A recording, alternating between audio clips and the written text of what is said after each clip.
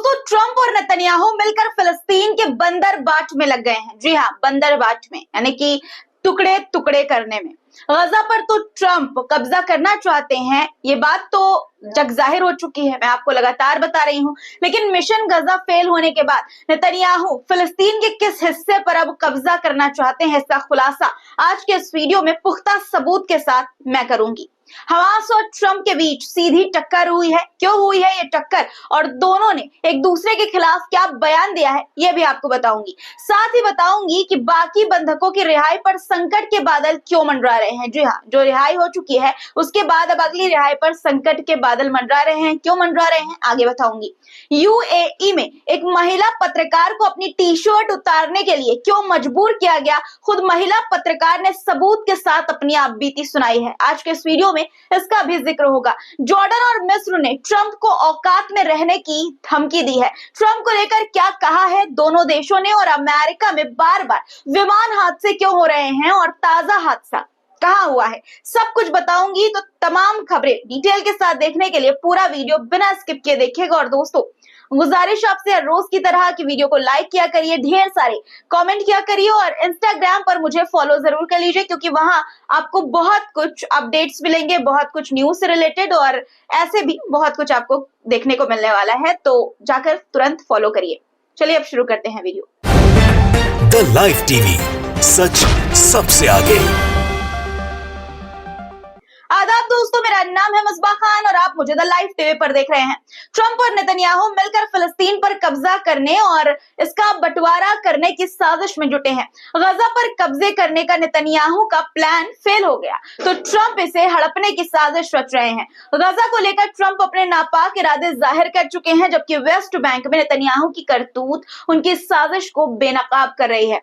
West Bank के तुलकर्म शहर से आया वीडियो आपको दिखाना चाहती हूँ। ये वीडियो नूर शम्स रिफ्यूजी कैंप का है, जो आपकी स्क्रीन पर आप देख रहे हैं, जहां इस्राएली सैनिक जानबूझकर फिलिस्तीनियों की संपत्ति को बुलडोजर से तबाह कर रहे हैं। वीडियो में आप देख सकते हैं बुलडोजर के जरिए एक घर की दीवार को गिराया जा रहा है। घर के बाहर खड़ी कार को भी बुलडोजर से कुचल दिया गया। देखिए किस तरह से कुचल दिया गया, बिना कुछ सोचे समझे। देखते ही देखते घर की बाउंड्री को पल भर में मलबे में तब्दील कर दिया गया, जबकि कार को कबाड़ बना दिया गया। पहले बुलडोजर के बाद दूसरे बुलडोजर से कार के मलबे को दूर ढकेला गया।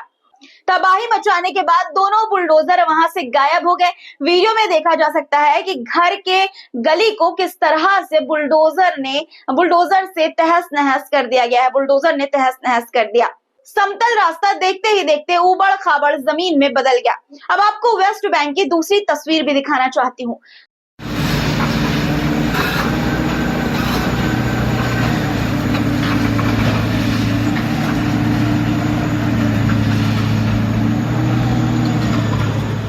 देखिए तस्वीर, इलाका दूसरा है लेकिन तबाही की तस्वीर नहीं बदली है, वही है तबाही की तस्वीर। यहाँ इस्राएली सैनिकों ने बुलडोजर के जरिए स्कूल के पास के रास्तों को बर्बाद कर दिया। यह वीडियो वेस्ट बैंक के जेनिन शहर का है, जो पिछले 15 दिनों से जंग का मैदान बना हुआ है। वीडियो में आप देख सकते हैं कि सड़क को किस तरह से बुलडोजर से खोद दिया गया है। सड़क के चारों तरफ सिर्फ मलबा ही मलबा नजर आ रहा है। गजा के बाद इस्राएली सैनिकों ने वेस्ट बैंक का क्या हाल कर दिया है, इससे जुड़ी खौफनाक वीडियो सामने आई है। दोस्तों, चारों तरफ इस्राएली हमले से तबाह हुए घरों का मलबा नजर आ रहा है। वीडियो में हर 2 कदम पर तबाही के निशान मिल रहे हैं। ये वीडियो भी वेस्ट बैंक के जेनिन शहर का है, जो इन दिनों इस्राएली सैनिकों के टारगेट पर है। इस्राएली हमले में जेनिन शहर का 60% 60% तबाह हो चुका है जेनिन शहर का हिस्सा। वेस्ट बैंक की ये तमाम तस्वीरें ये बताती हैं कि गजा पर जहां ट्रंप कब्जा करना चाहते हैं, वहीं वेस्ट बैंक पर नेतन्याहू कब्जा करना चाहते हैं। आपको याद होगा कुछ दिनों पहले ही अमेरिकी संसद में वेस्ट बैंक का नाम बदलकर इस्राएल के 2 शहरों के नाम पर रखने का प्रस्ताव रखा गया था, जिसकी जानकारी भी मैंने आपको दी थी, मैंने आपको बताया था। हालांकि ये दोनों शहर विवादित है और इन पर इस्राएल और फिलिस्तीन दोनों दावा ठोकते हैं। एक रिपोर्ट के मुताबिक गजा में सीजफायर के बाद से इस्राएली सैनिकों की कार्रवाई में रोजाना 2 फिलिस्तीनी मारे जा रहे हैं। एक अनुमान के मुताबिक सीजफायर के बाद से अभी तक गजा में 110 लोग इस्राएली हमले में मारे जा चुके हैं, शहीद हो चुके हैं। गजा में जिस तरह के हालात बन रहे हैं उससे फिलिस्तीन एक बार फिर से जंग का मैदान बनता हुआ नजर आ रहा है सीजफायर के बाद भी। एक रिपोर्ट के मुताबिक गजा में इस्राएली सैनिकों की तैनाती पहले की तरह बढ़ा दी गई है। तमाम इस्राएली सैनिकों की छुट्टियां जो है वो रद्द कर दी गई है। हमास और इस्राएल के तमाम बंधकों की रिहाई अभी तक नहीं हुई है। इस्राएल और हमास के बीच तनाव बढ़ने के साथ ही बाकी बंधकों की रिहाई पर खतरा मंडराने लगा है। साथ ही इस्राएली लोगों का सब्र का बांध भी टूटता चला जा रहा है। नेतन्याहू के खिलाफ एक बार फिर इस्राएली जनता सड़कों पर उतर आई है। नाराज लोगों ने नेतन्याहू के खिलाफ प्रदर्शन किया और बंधकों की जल्द रिहाई की मांग की। वीडियो में आप देख सकते हैं कि सैकड़ों की संख्या में लोग सड़कों पर उतर आए हैं और इस्राएली बंधकों की जल्द से जल्द रिहाई की मांग भी कर रहे हैं।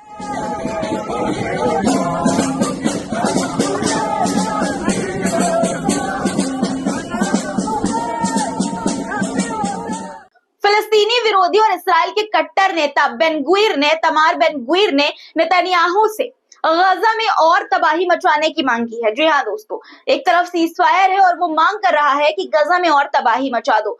बेन गुवीर ने कहा है कि हमास को सबक सिखाने के लिए नेतन्याहू को गजा में ताबड़तोड़ हमले करने चाहिए, फिलिस्तीनों की मानवीय मदद को रोक देना चाहिए। उन्होंने ये कहा बेन गुवीर ने यह कहा कि नेतन्याहू को सीजफायर की जगह जंग में फिर से कूद जाना चाहिए।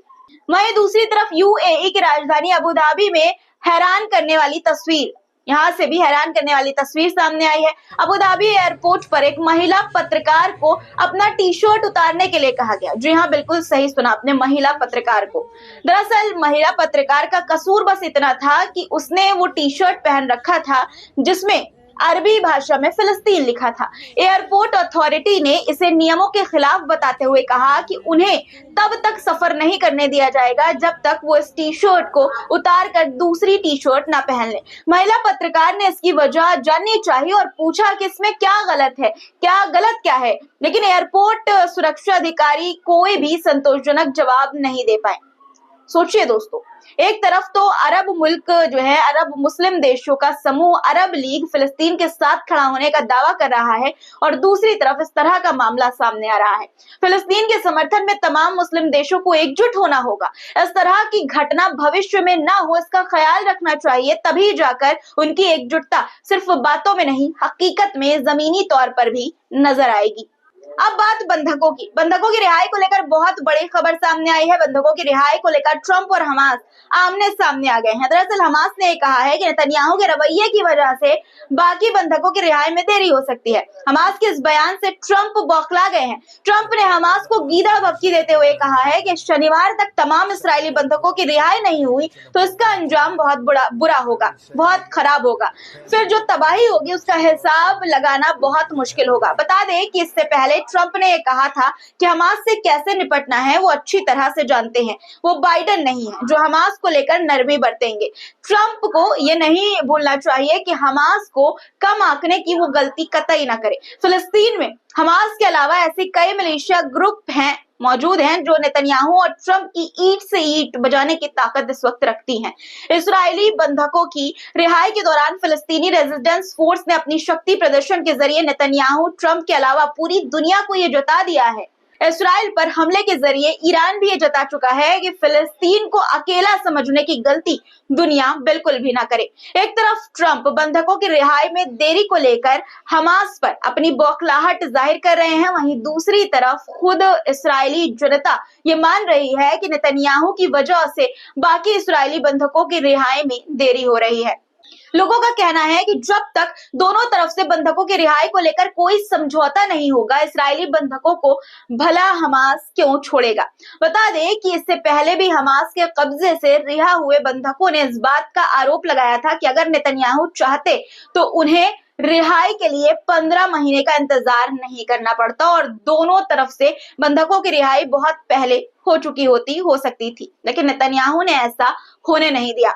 हमास तो यहाँ तक आरोप लगा चुका है कि नेतन्याहू हमास के कब्जे में जो इस्राएली बंधक हैं उनको मारना चाहता है। जी हाँ, नेतन्याहू जो है वो उनको मरवाना चाहते थे, मारना चाहते थे, इसलिए जानबूझकर उन ठिकानों को ज्यादातर टारगेट किया जा रहा था जहां इस्राएली बंधकों को रखा गया था। सोचिए दोस्तों, ये कितनी गहरी बात है और विचार करने वाली बात है कि एक देश का प्रधानमंत्री अपने ही बंधकों को जहां पर रखा गया हो, उसके ही देश के नागरिकों को वहां पर वो बमबारी करवा रहा था।